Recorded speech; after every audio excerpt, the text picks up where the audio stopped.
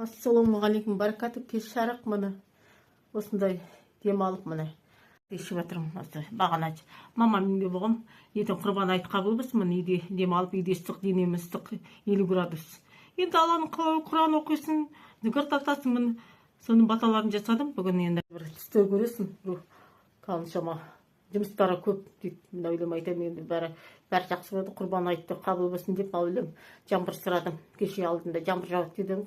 Сол енді бүгін енді үйде ыстық қой, анам үйде ыстық екен, одан сайын.